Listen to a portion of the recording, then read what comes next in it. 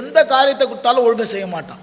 காரணம் என்னன்னா, அந்த காரியத்தை குறித்து அவனுக்குள்ள என்ன இல்லைங்க, ஒரு கண்ணோக்கம் இல்லை. அதை குறித்து ஒரு நிர்விசாரம், அதை குறித்து ஒரு அக்கறை இல்லாத தனம். அப்படி இருக்குமானா நம்மளால் என்ன பண்ண ஒன்றும் செய்யவே முடியாது. அப்போ காரிய சித்தியாக இருக்கணும். பார்த்தியாப்பா அவன் பாரு காரியத்தில் எப்படி கண்ணோக்கமாக்குறான் பாருப்பா அப்படின்னு சொல்கிறாங்களே. ஒரு காரியத்தை எடுத்து முடிக்கிற வரைக்கும் நம்ம என்ன பண்ணக்கூடாது, ஓயவே கூடாது. எத்தனை பேருக்கு விளங்குது நான் சொல்றது? கவனிங்க. இப்போ இப்படி இருக்கணும். இப்படி இருக்கிறதுக்கு வேதம் சொல்லுது, கர்த்தர் அவனோடு கூட இருந்தார். சொல்லுங்க, கர்த்தர் அவனோடு கூட இருக்கிறார். எந்த மனுஷனோடு கூட கர்த்தர் இருக்கிறாரோ அவன் காரியம் என்ன பண்ணுவான், அதன் மேல ஒரு கவனமா இருப்பான். ஹல்லேலூயா. குடும்பத்தை குடிச்சா குடும்பத்தின் மேல கவனமா இருக்கணும், பிள்ளைகள் மேல ஒரு கவனமா இருக்கணும். ஹல்லேலூயா. என்னவோ எதை ஆண்டவர் உனக்கென்று கொடுத்து இருக்கிறாரோ அதை குறித்து அசட்டையா இல்லாம கவனமா இருக்கணும். அந்த கவனத்தை எப்படி கண்டு பண்ண முடியும்னா, கர்த்தர் உங்களோடு கூட இருக்க வேண்டும். இருந்தா ஒரு ஆமென் சொல்லுங்க. வேதம் சொல்லு, கர்த்தர் அவனோடு கூட இருக்கிறார் என்று, அவன் செய்கிற யாவையும் கர்த்தர் வாய்க்க பண்ணுகிறார் என்று அவன் எஜமான் கண்டு. நான் சொல்றேன், நீ காரிய சித்தி உள்ளவனா இருந்து கர்த்தர் உன்னோடு கூட இருக்கிறார்னா, பின்னாடி உன்னை பக்கத்தில் இருக்கிற மனுஷன் என்ன பண்ணுவாங்க, அப்பா இந்த மனுஷனோட கடவுள் இருக்கிறாருப்பா, இந்த மனுஷனோட தெய்வம் இருக்கிறாருப்பா. அதனால தான் இவன் என்ன செஞ்சாலும் உருப்படுது, என்ன செஞ்சாலும் வாய்க்குது. எனக்கு 21 வயசு 22 வயசு இருக்கும். நான் இப்போ ஏசிஎல்ல ஒர்க் பண்ணியிருந்தேன். சாதாரண ஒரு கூலியாக துவங்கினேன், ஆண்டவரை ஏற்றுக்கொண்டேன். அதுக்கப்புறம் நான் ஒரு பெரிய கான்ட்ராக்டாக மாறிட்டேன். இந்த கான்ட்ராக்டாக மாற சொல்ல எனக்கு 22 23 வயசு இருக்கும். அப்போது அந்த அந்த எஜமான் எனக்கு என்ன பண்ணார், கூலிக்கு வேலை கொடுக்கல. அவர்கிட்ட கூலிக்கு வேலை செஞ்சேன். அடுத்த முறை என்ன பண்ணார், கூலிக்கு வேலை கொடுக்கல, எனக்கு ஒரு பெரிய கான்ட்ராக்ட் கொடுத்தாரு, லேபர் கான்ட்ராக்ட். அந்த லேபர் கான்ட்ராக்டை கொடுத்துட்டு என்னோட என் அண்ணன் இருந்தார், எங்கள் தகப்பனாக இருந்தார். அவங்களெல்லாம் அவர் வச்சு என்ன பண்ண மாட்டார், டீல் பண்ண மாட்டார். என்னிடத்துல தான் எல்லாத்தையும் டீல் பண்ணுவார். டீல் பண்ணி, இதுக்கு ஊன் கேட்குது பார், டீல் பண்ணி என்ன பண்ணுவார், வேலையை கொடுப்பார். அப்போது நான் கேட்பேன், ஏங்க எனக்கு கூட எங்கள் அண்ணன் பெரியவர் இருக்கிறாரு, எங்கள் அப்பா இருக்கிறார். இல்லை இல்லை, உன்னோடு கூட கடவுள் இருக்கிறார். உங்ககிட்ட ஒரு ஸ்பிரிட்டு பார்க்குறேன் நான். ஒரு காரியத்தை கொடுத்தா அது முடிக்கிற வரைக்கும் நீ என்ன பண்ண மாட்ட, ஓயவே மாற்ற. அவங்கெல்லாம் வேலையெல்லாம் சொல்கிற, ஆனால் பண விஷயம், வேலை சொல்கிற விஷயம் எல்லாம் நீ தான் செய்யணும் அப்படின்னாரு. இருந்தால் ஒரு ஆமென் சொல்லுங்க. என்னுடைய 22 23 வயசில் நான் ஒரு கான்ட்ராக்டராக மாறி, அந்த ஏசிஎல்லையே மெயின் கான்ட்ராக்டரும், தாஜ் கோரமண்டலில் மெயின் கான்ட்ராக்டரும், அதற்கு பிறகு பெரிய பெரிய ஹோட்டல்ஸு, கன்னிமரா ஹோட்டல்ஸு, அதுக்கப்புறம் பெரிய பெரிய காரியங்கள் எல்லாம் நான் என்ன பண்ணேன், கான்ட்ராக்டராக மெயின் கான்ட்ராக்டராக மாறினேன். ஹல்லேலூயா. இதெல்லாம் எப்படி நடந்தது அப்படின்னா, கர்த்தர் என்னோடு கூட இருந்தார். கர்த்தர் என்னோடு கூட இருக்கிறார் என்பது அந்த மனுஷர்கள்லாம் என்ன பண்ணாங்க, கண்டாங்க. அதனால எல்லா மனுஷரும் யோசேப்பிடத்தில் தயவு வைத்தது போல எங்க மேலேயும் தயவு வைத்தாங்க. ஒரு இரக்கம். ஹல்லேலூயா. ஞாயிற்றுக்கிழமை கூட போக மாட்டேன், ஒரு வைராக்கியம் இருப்பேன். ஞாயிற்றுக்கிழமை வேலைக்கு போக மாட்டேன், கர்த்தருடைய ஆலயத்துக்கு போவேன். ஆனால் அந்த ஞாயிற்றுக்கிழமை மிஸ் பண்ணதே கிடையாது. ஆலயத்தை, ஆண்டவரை தேடுறதுல தான் நான் முக்கியமாக கொடுப்பேன். ஆண்டவரை தேடிட்டு வேணா போவேன்னு ஒழிய வேலைக்கு ஆண்டவரை தேடாமல் என்ன பண்ண மாட்டேன், போகவே அதை பற்றி அவங்க பெரும் பொருட்டாவே என்ன மாட்டாங்க. ஆனால் என் மேலே அவங்க என்ன பண்ணாங்க, தயவு வச்சாங்க, கிருபை வச்சாங்க. அதே போல் சொல்கிற யோசேப்பின் மேலே என்ன பண்ணுறாங்களா, தயவு வச்சாங்க. இருந்தால் ஒரு ஆமென் சொல்லுங்க. இந்த யோசேப்பினுடைய வாழ்க்கையை கொஞ்சம் யோசனை பண்ணி பாருங்க. இந்த யோசேப்பு 11 பேரில் 12 பேரில் ஒருத்தன். இவன் ரொம்ப லேட்டாக பிறந்தான், ராகேலுடைய குழந்தையாக இருக்கிறான். இந்த ராகேல் யாக்கோபை ரொம்ப பிரியமாக நேசித்தான். அவனுக்கு ரொம்ப நாள் குழந்தை இல்லை. அதற்கு பிறகு லேயாளுக்கு நிறைய பிள்ளைகளை பிறந்த ராகேலுக்கு என்ன பண்ணுது, பிள்ளை பிறக்குது பாருங்க. ஆகவே அந்த பிள்ளையின் மேலே இவனுக்கு ஒரு பெரிய கரிசனையும் அக்கறையும் பல வர்ண ஆடையெல்லாம் இருந்துச்சு. அவன் மேலே ரொம்ப அக்கறையாக இருக்கிறான். தேவனும் இந்த யோசேப்பின் மேலே என்ன பண்ணார், கண் வைத்து என்ன பண்ணுறாரு, அவனுக்கு சொப்பனங்களை தரிசனங்களை கொடுத்து எதிர்கால திட்டங்களை எல்லாம் என்ன பண்ணுறாரு, அவனுக்கு சொல்கிறார். இப்படி சொல்லும்போது பார்த்தீங்கன்னா அவனுடைய சகோதரர்கள் அவன் மேல் பொறாமை கொண்டு இவன் என்ன நம்மளெல்லாம் அதிகாரியாக வைப்பானா, நம்மளெல்லாம் ஆட்சி ஆளுவானா அப்படின்னு சொல்லி அவனை பகைச்சி அவனை வெறுத்து அவனை என்ன பண்ணாங்க, குழியில் போட்டு அவனை விற்று போட்டு அவனை ஜெயிலில் போட்டாங்க. சொல்லுங்க, அவனை குழியில் போட்டு அவனை விற்று போட்டு அவன் என்ன பண்ணாங்க, ஜெயிலில் போட்டாங்க. அவ்வளோ அவன் என்ன பண்ணுறான், சித்திரவாதைகளை அனுபவித்தோம். அவன் ஒரு நாள் என்ன பண்ணல, முறுமுறுக்கலை. அவன் என்ன பண்ணல, ஒரு நாள் என்ன பண்ணல, முறுமுறுக்கலை. அவன் கஷ்டமான பாதை. அவன் விற்கப்பட்டான், சகோதரர்கள் பகைக்கப்பட்டான், குழியில் போடப்பட்டான், சிறைச்சாலையில் அடைக்கப்பட்டான். ஆனாலும் அவன் கடைசி வரைக்கும் அவன் மாரல்லையும் சரி தேவனுடைய காரியங்களிலும் சரி அவன் உத்தமும் உண்மை உள்ளவனா என்ன பண்றான், அந்த யோசேப்பு இருந்தா ஒரு ஆமேன்னு சொல்லுங்க. அப்படி உத்தமும் உண்மை உள்ளவனா இருந்தான். ஆகவே பாருங்க 21 வாசிங்க திருப்பி. அதுல 21 31 21 கர்த்தரோ யோசேப்போடு இருந்து அவன் மேல் கிருபை வைத்து சிறைச்சாலை தலைவனுடைய தயவு அவனுக்கு கிடைக்கும்படி செய்தார். சிறைச்சாலை தலைவனுடைய தயவு அவனுக்கு என்ன பண்றாரு, கிடைக்கும்படி செய்தார். நான் சொல்றேன், கர்த்தர் உன்னோடு கூட இருப்பார் என்றால் 1000 போராட்டங்கள், 1000 நிந்தைகள், 1000 உபத்திரங்கள், 1000 வேதனைகள், பொல்லாத மனுஷர்கள் காரியங்கள் வந்தாலும் நீ உண்மையாக ஒழுக்கமாக சாட்சியாக கர்த்தருக்கு பயந்து நீ இருப்பாய் என்றா 1000 பிரச்சனை வந்தாலும், சிறைச்சாலை என்ன மாதிரி ஒரு ப்ராசிக்யூஷன் அனுபவிச்சாலும், ஒரு ட்ரிபுலேஷன் வந்தாலும் கூட கர்த்தர் உன்னோடு கூட என்ன இருந்து கிருபை வைத்து என்ன பண்ணுவாரு, அவனுக்கு கிடைக்கும்படி செய்தார். சிறைச்சாலை தலைவன் சிறைச்சாலையில் அவனிடத்த யாவற்றையும் யோசேப்பின் கையில் ஒப்புவித்தான். அவர்கள் செய்வது எல்லாவற்றையும் யோசேப்பு செய்தான். கர்த்தர் அவனோடு கூட இருந்தபடினாலும், அவன் எதை செய்தானோ அதை வாய்க்க பண்ணினபடினாலும், அவன் வசமா இருந்த ஒன்றை குறித்து சிறைச்சாலை தலைவன் என்ன பண்ணல, விசாரிக்கவில்லை. சிறைச்சாலையில தான் இருக்கிறான். ஆனா சிறைச்சாலையில இருந்தாலும் ரொம்ப ஃப்ரீயா இருக்கிறான். கர்த்தர் அவனோடு கூட இருந்தார். சிறைச்சாலை அவன் தலை நெருக்கல. அவன் செஞ்சதெல்லாம் வாய்க்கப்படுறான். போத்திபாரா வீட்லயும் அவன் செஞ்சதெல்லாம் கர்த்தர் வாய்ச்சாரு, அவனை பெருக செஞ்சார். சிறைச்சாலையிலும் அவன் செய்தெல்லாம் வாய்த்தார். அநியாயமா குற்றம் சாட்டப்பட்டான், சிறைச்சாலையில் போடப்பட்டான். அநியாயம், எந்த தப்பும் செய்யல. இருந்தா ஒரு ஆமேன்னு சொல்லுங்க. எந்த தப்பு செய்யல. இவன் யோசேப்புக்கு அடையாளமாக்குறான். இவன் யாரு, இவன் யோசேப்பு யாருக்கு அடையாளமாக்குறான், இயேசுவுக்கு அடையாளமாக்குறான். இயேசு அநியாயமாய் குற்றம் சாட்டப்பட்டார், குழியில போடப்பட்டார், மரண குழியில போடப்பட்டார், சாத்தானுடைய சிறையில் இருந்தார். ஆனாலும் கூட அவர் உண்மை உள்ளவராக இருந்தார். தேவனிடத்தில் எல்லாவற்றையும் சரியா இருந்தார்.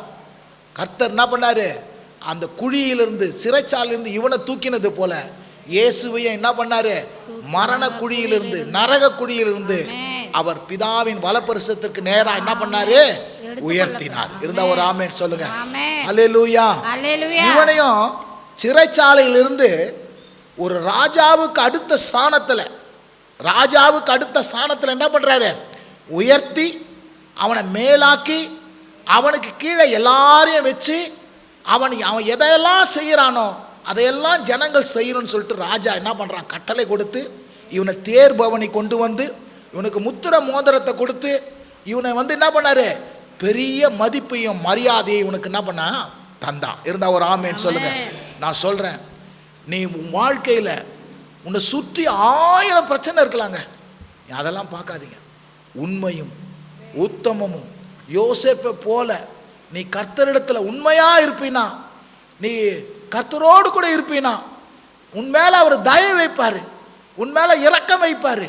1000 பிரச்சனை வந்தாலும் அந்த பிரச்சனை உன்னை விழுங்காது. போராட்டம் வந்தா போராட்டம் உன்னை மடங்கடிக்காது. அந்த போராட்டத்தை எல்லாம் எதிர்மறையா இருக்கிற எல்லாவற்றையும் நேர்மறையா மாத்தி அவர் என்ன பண்ணாரு, இவனை மேல உயர்த்தினது போல உன்னையும் மேல என்ன பண்ணுவாரு, உயர்த்துவார். இருந்தா ஒரு ஆமென் சொல்லுங்க. அல்லேலூயா. யோசேப்புக்கு எதை செய்தாரோ இந்த 2026ல கர்த்தர் உன்னோடு கூட இருந்து 1000 பிரச்சனை மத்தியிலும் அவர் உன்னை உயர்ந்த அடைக்காலத்துல கொண்டு போவார். அல்லேலூயா. ஒண்ணுமே இல்லாத ஆடு மேய்ச்சி வந்தவன ஒரு ராஜாவுக்கு அடுத்த ஸ்தானத்துல அவனை கொண்டு வந்து என்ன பண்ணாரு? நிறுத்தினாரு. உன்னையும் அப்படி செய்ய வல்லவராய். அல்லேலூயா. தேவ தயவு, தேவ கிருபை, தேவனுடைய இரக்கம், நீ என்ன செய்யறியோ அதை ஆசீர்வதிப்பார், அதை வாய்க்க செய்வார். கடவுள் உன்னோடு கூட இருப்பதை எல்லா மக்களும் பார்க்கும்படி செய்வார். நாளொன்று வரும், எல்லாவற்றுக்கும் கீழே இருப்பான். திடீர்னு பார்த்தா நீ தலையா இருப்ப, நீ மேலா இருப்ப. ஏன்னா கர்த்தர் உன்னோடு கூட இருந்து செய்வதெல்லாம் வாய்க்க பண்ணுவார். நீ செய்வதெல்லாம் என்ன பண்ணுவாரு? மற்ற அநியாயம் செய்யட்டும், அடுத்தவன் நாசமோசம் செய்யட்டும், அடுத்தவன் தீமை செய்யட்டும், இவன் பாருங்க உண்மையா இருந்தான். அந்த போத்திபாரா வீட்டில் உண்மையா இருந்தான், தீமையை விட்டு விலகி ஓடுனான். நான் சொல்றேன், நீங்களும் அப்படி இருங்க, நிச்சயம் உங்க மத்தியில பெரிய காரியத்தை செய்வார். ஹல்லேலூயா. அடுத்து இன்னொரு ஆளை பாருங்க. தானியேல் புஸ்தகம் 6ஆம் அதிகாரம் 28வது வசனம் வாசிங்க. தானியேல் 6ஆம் அதிகாரம் 28.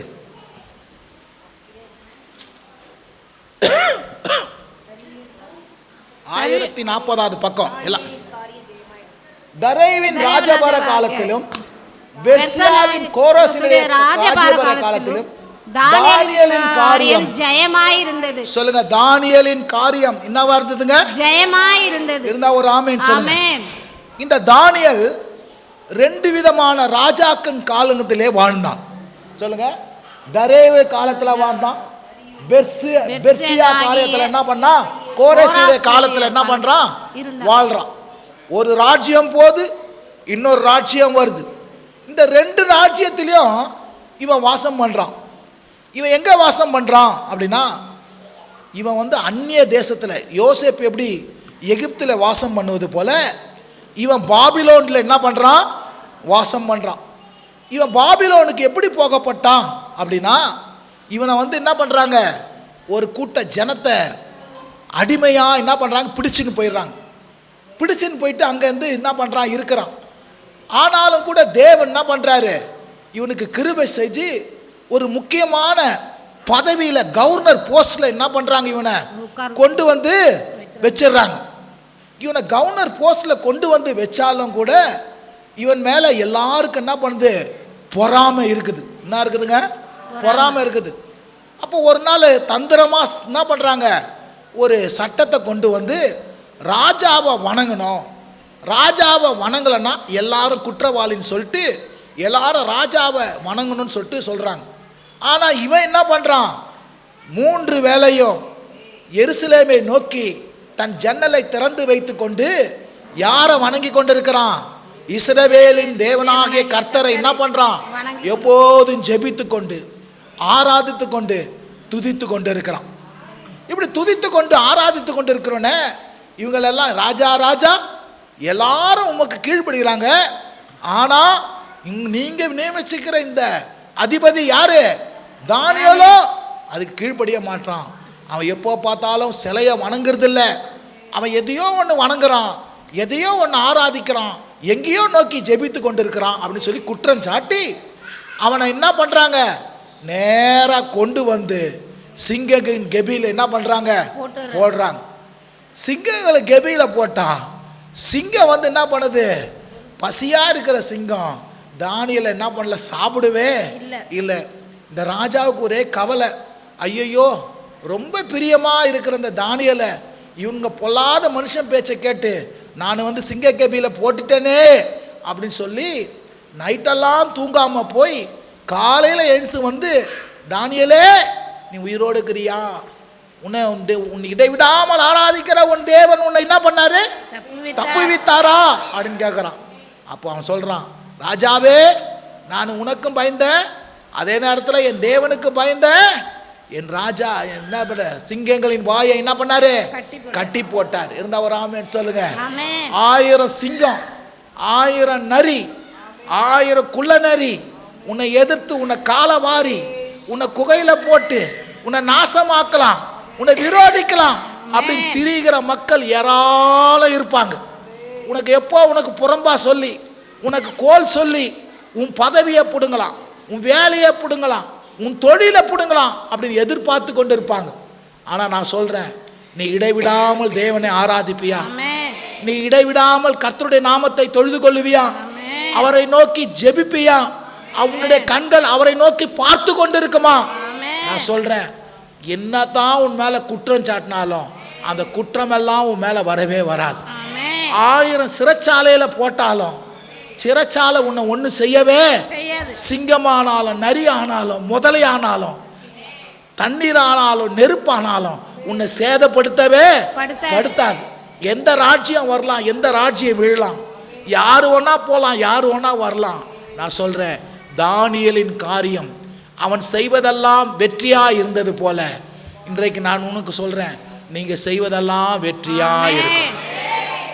நீங்கள் செய்வதெல்லாம் ஆசீர்வாதமாக இருக்கும். நீங்கள் செய்வதெல்லாம் ஜெயமாக இருக்கும். எத்தனை பேருக்கு விளங்குதுங்க? நீ இடைவிடாமல் ஆராதிக்கிற இந்த தேவன், இந்த இயேசு, இந்த ஆண்டவரை நீ ஆராதிப்பியா? இந்த ஆண்டவரை நீ துதிப்பியா? இந்த ஆண்டவரை நீ ஸ்தோத்திரிப்பியா? இந்த ஆண்டவரை நோக்கி நீ ஜெபிப்பியா? நான் சொல்றேன், உனக்கு தோல்வி இல்லை, நீ தோத்து போக மாட்ட. கர்த்தர் உன்னுடைய எல்லா காரியங்களும் ஜெயத்தை தருவார். கரங்களை தட்டி கர்த்தர் நாமத்தை மகிமைப்படுத்துங்க. ஹல்லேலூயா, ஹல்லேலூயா, ஹல்லேலூயா, ஹல்லேலூயா. அவன் யோசேப்பு அந்நிய தேசத்தில் இருந்தான். சகோதரர்கள் அவனை பொறாமப்பட்டாங்க. ஆனால் இவன் என்ன பண்ணல, அவளுக்கு தீமை செய்யல, நன்மை செஞ்சான். தேவனிடத்தில் உத்தமமாக இருந்தான். தேவன் அவனோடு கூட பேசினார். அதெல்லாம் கேட்டு அதன்படி நடக்க ஆரம்பித்தான். அவன் என்ன பண்ண, எல்லாம் அவனோடு கூட இருந்து ஜெயிச்சாரு. இந்த தானியேலும் அவனோடு கூட இருந்து என்ன பண்ண, எல்லாமே ஜெயம் பெற்றான். இருந்தா ஒரு ஆமேன்னு சொல்லுங்க.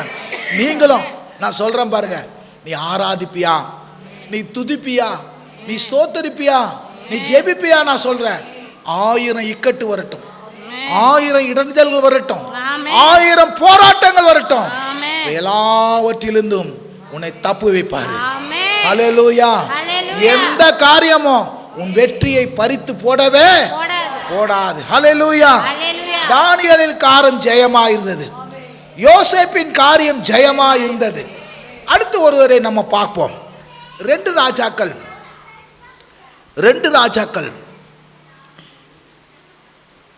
18ஆம் அதிகாரம் 5, 6, 7 வசனங்களை வாசிப்போம். தேவனாகிய கர்த்தர் வைத்த நம்பிக்கையிலே அவனுக்கு பின்னும் அவனுக்கு முன்னும் இருந்த யூதாவின் ராஜாக்கள் எல்லாம் அவனைப் போல் ஒருவனும் இருந்ததில்லை. அவன் கர்த்தரை விட்டு பின்வாங்காமல் அவரை சார்ந்திருந்து கர்த்தர் மோசேக்கு கற்பித்த அவருடைய கற்பனைகளை கை கொண்டு நடந்தான். ஆகையால் கர்த்தர் அவனோடு இருந்தார். அவன் போகிற இடம் எங்கும் அவனுக்கு அனுகூலமாயிற்று. அவன் போகும் இடமெல்லாம் அவனுக்கு என்ன ஆயிடுச்சுங்க? அனுகூலமாயிற்று. இருந்தா ஒரு ஆமென் சொல்லுங்க. ஆமென். இஸ்ரவேலின் தேவனாகிய கர்த்தர் அவன் மேல் வைத்த நம்பிக்கையிலே அவனுக்கு முன்னும் அவனுக்கு பின்னும் யூதாவின் ராஜாக்கள் எல்லாம் அவனை போல ஒருவன் என்ன பண்ணல இருந்ததில்லை. இவன் என்ன பண்றான்? நம்பிக்கை வச்சான். அவன் ஆராதிக்கிறவன், துதிக்கிறவன், ஜெபிக்கிறவன். இவன் கர்த்தர் மேல விசுவாசமா இருக்கிறவன், கர்த்தர் மேல நம்பிக்கையா இருக்கிறவன். இருந்தா ஒரு ஆமென் சொல்லுங்க. உன்னை பார்த்து சொல்லணும், எப்பா உன்னை போல தெய்வத்தை நம்புற மனுஷன் நான் இது வரைக்கும் பார்த்ததே இல்லை. இருந்தா ஒரு ஆமென் சொல்லுங்க. அப்படி உன்னை பத்தி சாட்சி சொல்லணும். இருந்தா ஒரு ஆமென் சொல்லுங்க. முன்னும் பின்னும் இருந்தது இல்லை. அவன் கர்த்தரை விட்டு பின்வாங்காமல் அவரையே சார்ந்திருந்து கர்த்தர் மோசே கற்பித்த அவருடைய எல்லா கற்பனைகளையும் என்ன பண்ணா? கை கொண்டு நடந்தான். கர்த்தரை விட்டு பின்வாங்காமல் சொல்லுங்க, பக்கத்துல சொல்லுங்க, கர்த்தரை விட்டு பின்வாங்காமல். பின்னிட்டு திரும்பாதே. யாருக்கு? யோபுவின் மனைவியை பார்த்து சொன்னார். அல்லேலூயா. பின்னிட்டு திரும்பி பார்க்காத. லோத்துவின் மனைவியை பார்த்து சொன்னார், பின்னிட்டு திரும்பி பார்க்கவே முன்ன வச்சுட்ட, கலப்பையின் மேல் கையை வச்சுட்ட. ஊழியமானாலும் சரி, கர்த்தரை சேவிக்கிறதானாலும் சரி, இதை வச்சுட்ட பிறகு நீ விட்டு வந்த தெய்வத்தை, நீ விட்டு வந்த தேசத்தை, அந்த எகிப்தை திரும்பி என்ன பண்ணாத, பார்க்காத. இருந்தா ஒரு ஆமென் சொல்லுங்க. பார்க்காத. விக்கிர ஆராதனை திரும்பி பார்க்காத. உருவ வழிபாட்டை திரும்பி பார்க்காத. காரியங்களையும் சடங்குகளையும் செய்வதை திரும்பி பார்க்காத. இருந்தா ஒரு ஆமென் சொல்லுங்க. ஆமென். ஹalleluya. ஹalleluya. ஆகையால் கர்த்தர் அவனோடு இருந்தார். கர்த்தர் அவனோடு கூட என்ன பண்ணாரு? இருந்தார். therefore ஆகையால் கர்த்தர் அவனோடு கூட என்ன பண்ணாரு? இருந்தார். இருந்தார். அவன் போகிற இடம் எங்கும் அவனுக்கு அனுகூலமாயிற்று. அவன் போகும் இடமெல்லாம் என்ன பண்ணுது? அனுகூலமாயிற்று. ஹalleluya. ஹalleluya. நீ எங்கெல்லாம் போறியோ ஆமென். அனுகூலமாகும்பா. ஆமாண்டவர். ஜெயமாகும்பா, வெற்றியாகும்பா, ஆசீர்வாதமாகும்பா, சமாதானமாகும்பா, காரிய சித்தி உண்டாகும்பா. ஆமென். ஹalleluya. ஹalleluya. பாருங்க, இவனை குறித்து இன்னொரு இடத்துல சொல்லுது. இன்னொரு இடத்துல சொல்லுது பாருங்க இவனை குறித்து. 2 ராஜாக்கள் 2 நாளாகமம் 31 எல்லாம் எடுத்துக்கங்க. கொஞ்சம் வசனத்தை பாருங்க.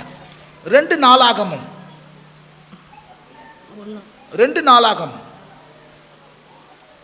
31 20 21 யாராவது வசனம். இந்த பிரகாரமாக எசேக்கியா யூதாவெங்கும் நடப்பித்து தன் தேவனாகிய கர்த்தருக்கு முன்பாக நன்மையும் செம்மையும் உண்மையானதை செய்தார். எல்லாம் சொல்லுங்க. இந்த பிரகாரமாக எசேக்கியா யூதாவெங்கும் நடப்பித்து தன் தேவனாகிய கர்த்தருக்கு முன்பாக நன்மையும் செம்மையும் உண்மையுமானதை செய்தான். வாசிங்க. அதுக்கப்புறம் அவன் தேவனுடைய ஆலயத்திலும் தன் தேவனை தேடும்படிக்கு நியாயப்பிரமாணத்திற்கும் கற்பனைக்கும் அடுத்த காரியத்திலும் என்ன செய்ய தொடங்கினானோ அதையெல்லாம் தன் முழு இதயத்தோடு செய்து சித்தி பெற்றான். ஹalleluya. கரங்களை தட்டி கர்த்தர் நாமத்தை மகிமைப்படுத்துங்க.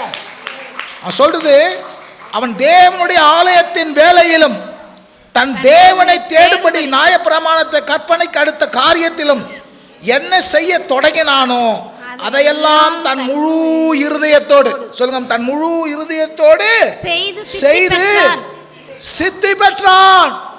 இருந்தா ஒரு ஆமென் சொல்லுங்க. அவனை குறித்து சொல்லுது, உண்மையும் நன்மையும் உத்தமும் செம்மையுமானதை தேவனுக்கு அடுத்த காரியங்களை தேடுகிறதிலையும் தேவனுடைய காரியங்களை செய்வதிலையும் அவன் என்ன பண்றான்?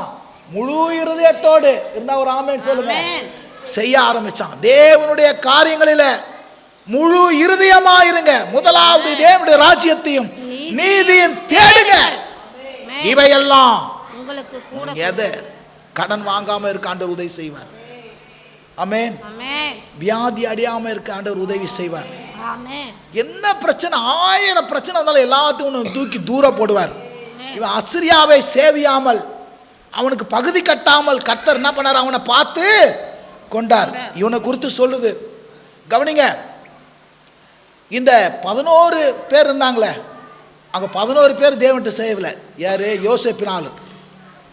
அதுக்கப்புறம் இந்த தானியேல் காலத்தில் பார்த்தீங்கன்னா அவங்கெல்லாம் புறம் பேசி அவங்கெல்லாம் தப்பாக நடந்த பாடுதினால்தான் புறஜாதியர்கிட்ட பிடிக்க